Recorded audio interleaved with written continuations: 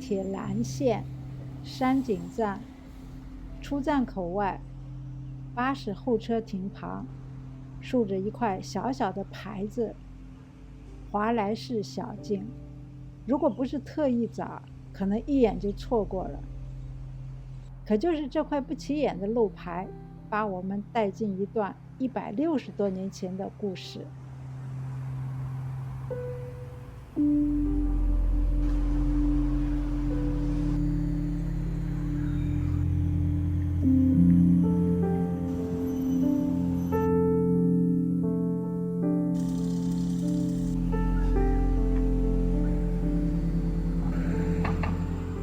沿着指示牌走几分钟，就能看到华莱士小径的入口。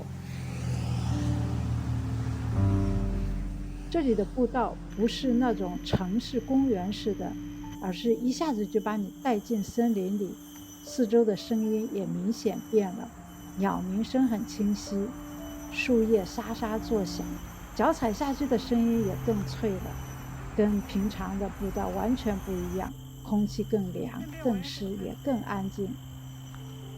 前面就是一只大蜥蜴，在这里这些大蜥蜴早就习惯了人类的存在，只要你不去打扰它们，它们就继续做自己的事情，非常的悠闲。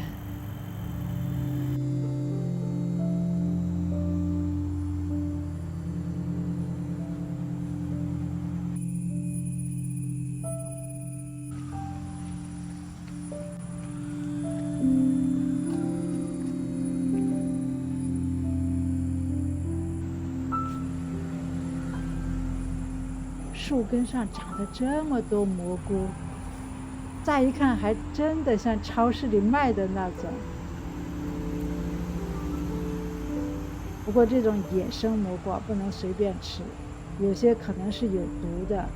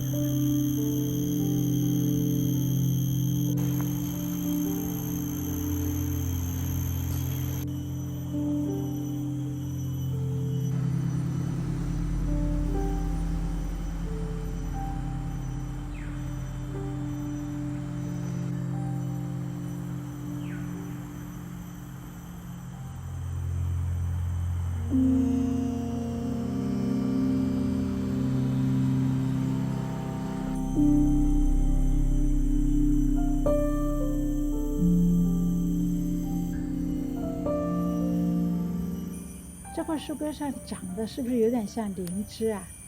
千年灵芝那种。当然了，肯定没有1000年那么夸张。这条小径的名字纪念的是一位非凡的人，阿尔弗莱德·罗素·华莱士。他是一位自学成才的博物学家、地理学家、人类学家和探险家。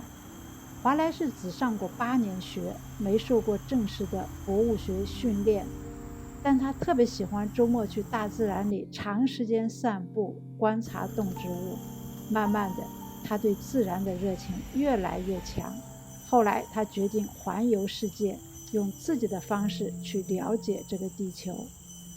1854年，他来到新加坡，以这里为基地，他走遍了整个马来群岛，研究自然，收集标本。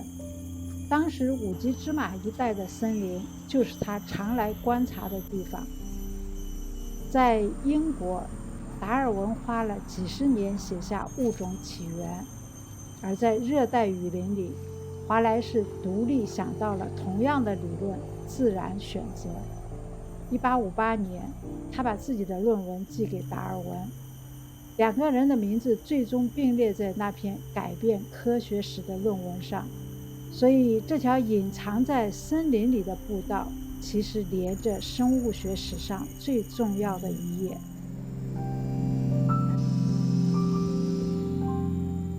走着走着又遇到猴群了。在新加坡的自然保护区里看到猴子一点也不奇怪。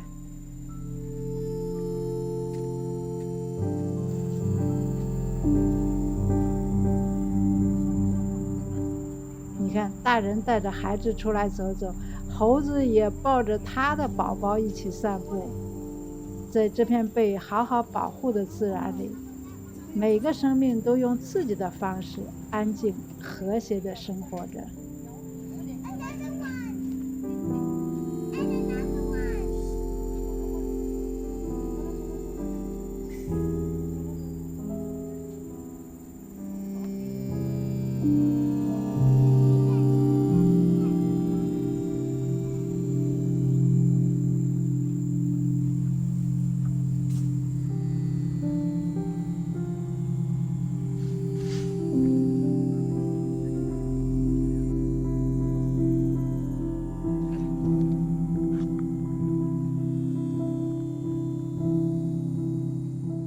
就是华莱士教育中心。这片土地曾经是殖民地的乳牛场，100多年前，冷藏公司在这里养牛、挤牛奶，供应给当时住在新加坡的欧洲人。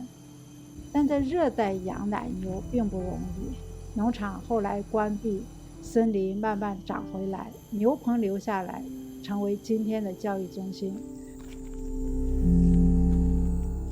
从教育中心出来，我们继续往前走，这一段依然是华莱士小径，不过路况就更原始了，有台阶，有树根，整条路更像走进真正的热带雨林深处。空气更凉了，虫鸣鸟鸣也更明显了。这里的森林比想象中更安静，也更有生命力。虽然华莱士的故事已经讲完了，但真正感受往往是在这种没有展板、没有解说牌的地方，一边走一边听着风声、树叶声，就能明白为什么那么多自然学家愿意花那么多时间待在森林里。自然不需要多么宏大的叙述，它本身就是最好的故事。